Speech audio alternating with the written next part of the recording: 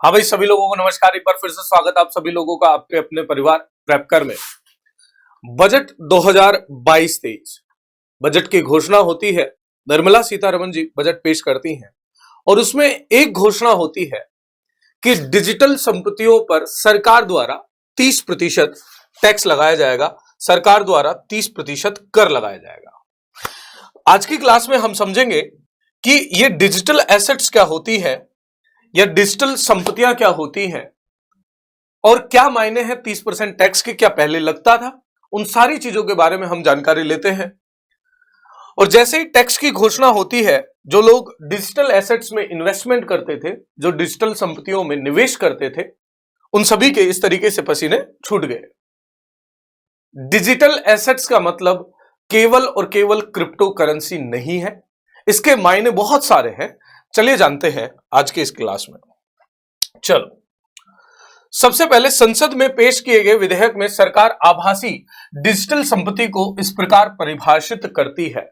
सरकार जो डिजिटल संपत्ति की परिभाषा देती है, संसद में एक बिल के दौरान उन्होंने डिजिटल संपत्ति को परिभाषित किया। उन्होंने क्या कहा?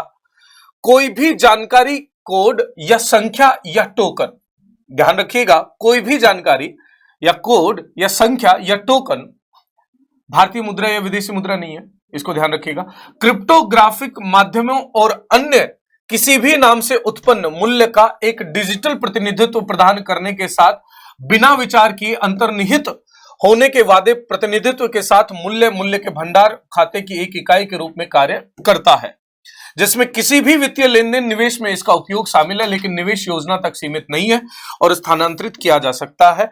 अब इसे थोड़ा सा इसे अपन अपनी भाषा में समझते हैं। देखो भाई, डिजिटल संपत्ति होती क्या है, पहले तो ये समझिए। मान लीजिए कोई इमेज है या कोई वीडियो है या कोई डिजाइन फाइल है या कोई डॉक्यूमेंट है या कोई पीडीएफ है या कोई पीपीटी है, जैसे यही पीपीटी है, या कोई मार्केटिंग कोलेट्रल है, कोई भी इंफॉर्मेशन हो, कोई भी सूचना हो। आजकल अभी उसके बारे में बात करेंगे, एनएफटी बहुत चर्चा में रहता है, नॉन फंजिबल टोकन्स। ये क्या है? मान लीजिए मैंने एक बहुत ही सुंदर आकृति बनाई, मैंने बहुत ही सुंदर चित्र बनाया, ये लो पिकासो वाली पेंटिंग कर दी और यहां मैंने साइन कर दिया। तो पहले क्या होता था? पहले लोग इस संपत्ति को, इस पेंटिंग को लोग खरीदने आते थे, बोली लगाते थे, बोली लगती थी और लोग इस संपत्ति को खरीद लेते थे, संपत्ति खरीद लेते थे। फिर जब इनको लगता था कि मान लीजिए बहुत मशहूर पेंटिंग है, 10 लाख रुपए की ये पेंटिंग किसी ने खरीदी और ये संपत्ति खरीदने के बाद जब वो बेचता है तो 15 लाख रुपए का बेच रहा है, तो उसे 5 लाख का प्रॉफिट हो गया। ऐसा परंपरागत तौर पर इस तरीके से संपत्तियों में निवेश होता था। अब चूंकि वर्तमान में आज का जो दौर है वो डिजिटल दौर है, तो अब क्या किया जाता है? इस इमेज को एक टोकन में कन्वर्ट कर दिया जाता है। इस इमेज को एक टोकन में या कोई संख्या दे दी जाती है, इसको एक न्यूमेरिकल वैल्यू दे दी जाती है और इस टोकन और संख्या को ये जो संपत्ति खरीदेगा उसके पास ये टोकन या संख्या चली जाती है। मान लीजिए 1 2 3 4 करके इसको कन्वर्ट करा गया इस टोकन संख्या में, 1 2 3 4 करके इसने खरीद लिया और ये फिर बेच देगा। इसे बोलते हैं डिजिटल संपत्ति। जैसे हमारी इमेजेस होती हैं, इमेज मैंने कोई चित्र बनाया तो अब इसे मैं ऑनलाइन बेचूं, तो ऑनलाइन बेचूंगा तो मैं उसे इसका टोकन नंबर बनाकर क्रिप्टोग्राफिक लैंग्वेज में वो ट्रांसफर होगा। इससे क्या होगा? लीक होने का कोई वो नहीं होगा, इसमें लोग निवेश भी कर सकते हैं। कोई वीडियो है, कोई डिजिटल फाइल है, जैसे अमिताभ बच्चन की शोले का पहला पोस्टर अमिताभ बच्चन जी के पास है।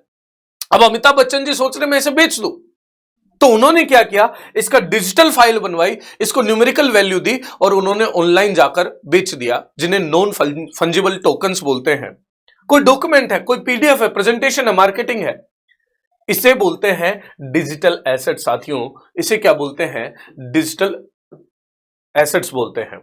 डिजिटल एसेट्स के बारे में और विस्तार से वर्णन करूं, in simple words it is basically means crypto currency, DEFI, decentralised finance, non fungible tokens, NFT आजकल बहुत चल रहा है।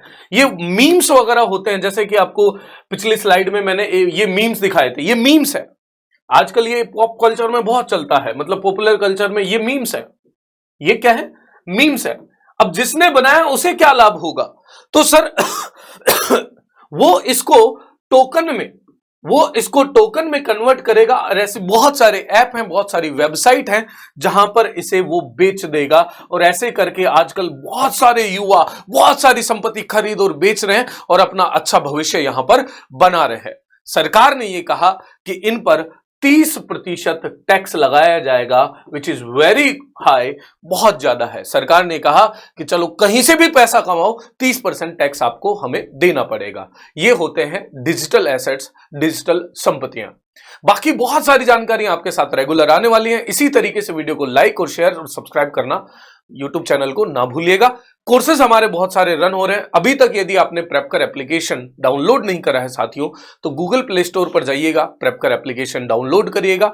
वहां पर आपको मिलेंगी पीडीएफ मिलेंगी, बहुत सारी तड़कती भड़कती करंट अफेयर्स मैगजीन्स मिलेंगी, बहुत सारी क्विज मिलेंगी, बहुत ही सुंदर सुंदर वहां पे आपको क्वेश्चन पेपर मिलेंगे। वहां पर जाइए, इन सारे फ्री पीडीएफ या फ्री पेपर्स का लाभ उठाइए। वहां पे हमारे बहुत सारे कोर्सेज भी अवेलेबल हैं, एक बार जाकर उन कोर्सेज पर भी ध्यान दीजिएगा। चलिए मिलते हैं आपको अगली क्लास में, तब तक के लिए ध्यान रखें, ख्याल रखें। नहीं समझ में आया तो जरूर कमेंट में लिखना, समझ में आया तो भी जरूर कमेंट में लिखना, या आप अगली बार कौन सा वीडियो चाहते हो उसके लिए जरूर हमें लिख भेजना। थैंक यू सो मच, धन्यवाद, जय हिंद।